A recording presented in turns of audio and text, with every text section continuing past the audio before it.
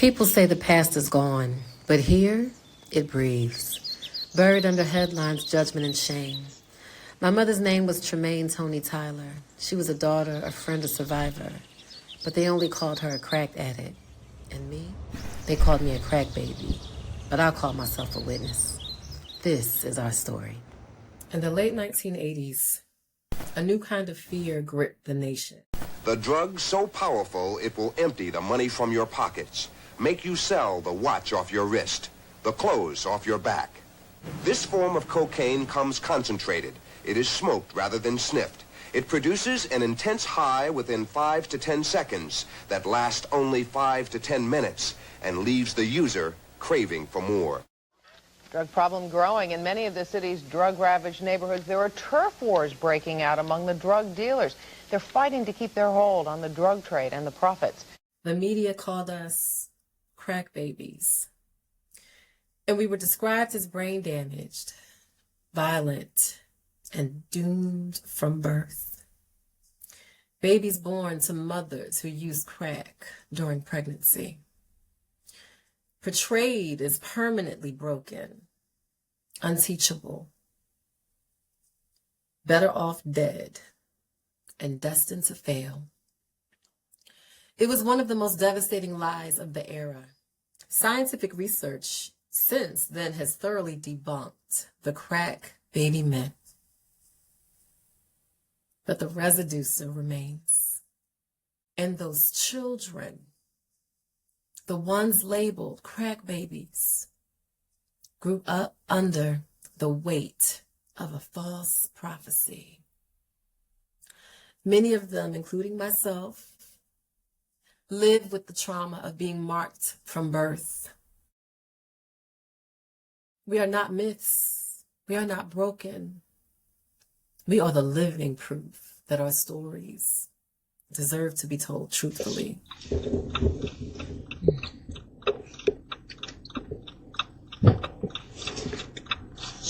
Yep, that church used to be right there.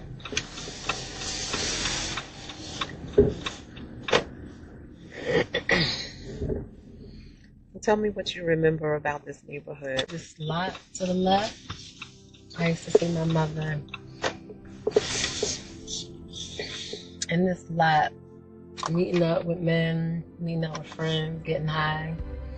And my best friend lived right across the street on this corner house, Joy.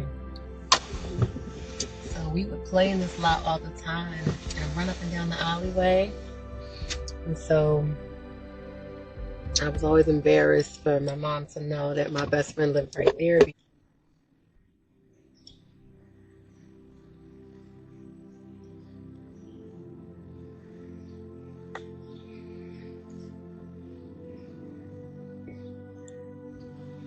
So we are here at 34th and Cumberland. This is the playground that I used to play in all the time. And we are right here across the street from the Robin Hood Del East, which is across the street. It is Philly's famous performance. Lots of incredible artists, local artists gather, community gathers, and this park fills up with people to listen to live music. This mural right here, I remember the National Council of Negro Women Black Family Reunion Celebration. And you see the matriarchs at the top.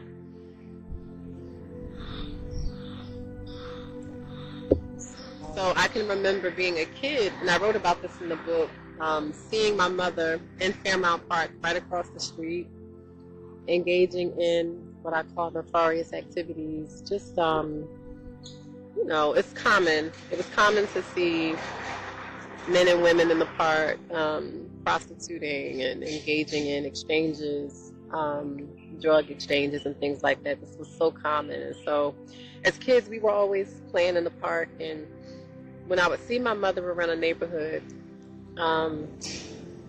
you know, I would just watch.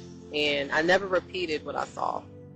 So, and I talked about this trauma and how children like me, we just didn't talk about it. We didn't talk about it. I kept everything to myself because I just understood, and my mother wasn't the only one. I just understood that it wasn't anyone's business, and so I filed it away. It would make me afraid when I would see her doing things, and I always wondered if she was going to be okay, but then I was distracted. I think that I would just finish playing with my friends, and I was off worrying about, what I was going to do next, what water ice I was going to buy, what hot pretzel I was going to get on the block. Watching these kinds of things happen was normal in the 90s. And, standing here now, and again, just thinking about, the types of things we were exposed to as kids. I mean, it was a lot of shit happening. And in the playground, you would see little capsules. You would see the needles. You would see, beer bottles everywhere. We knew not to touch it. We knew not to pick it up. We just ignored it. It was, paraphernalia was all around us. It was not, we couldn't escape it, but we were not defined by it. And so when I talk about people like my mother, women, men, addicts, people who were victims and suffer from their addiction, they were part of the community. They were not separate from the community. So I talk about them as being peripheral players. So I had an awareness of my mom. We did bring her into the home, and we took care of her, when we were able to do that. But all the other times, life was still happening. So I almost think about it like we would get these bursts of trauma, and then we would go play, and it was normalized. I'm laughing about that now. It's sad. It really is sad. But these were the types of day-to-day, just normal things that were happening and things that we were exposed to. There were always police officers, in our neighborhoods.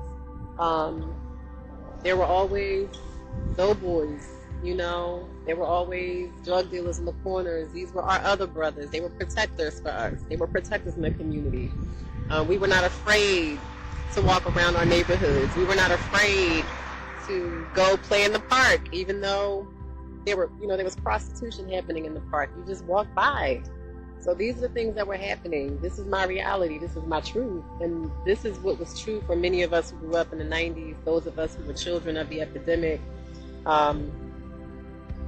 weren't crying about what was happening. It was normal for us to see it. So coming back here to this space, I think about my mother, and I think about what this park represented for her and what this park represented for people like my mother who needed to engage in these activities. These are addictive behaviors. These were brought on by a barter system. Black women were economically disadvantaged, physically disadvantaged. Men had the power. Men had the power in terms of drug selling. Men had the power in terms of manipulation. So black women had to succumb to engaging in sexual acts as an exchange and as a way to fuel and feed their addiction. And it was a vicious cycle. And so these women, I call them the lost ones, the mothers of the epidemic. This entire era sits on their backs. It sits on their shoulders. And so being here today just makes me feel it's incredible. I can't describe the feeling. I want to go and burn some sage and walk around this space because I know my mother and women like my mother gave away a lot of themselves at the expense of themselves to fuel a cycle, a vicious cycle that they couldn't stop. They couldn't stop by themselves. So, yeah.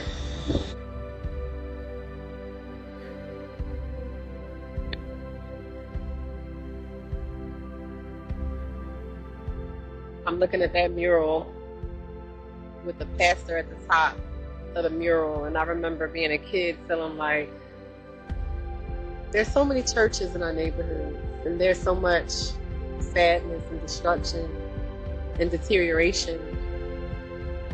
How? And in that mural, there's a church sitting at the top with a man, and it never sat right with me. I don't know. I'm looking at that mural now, and I can always remember feeling like,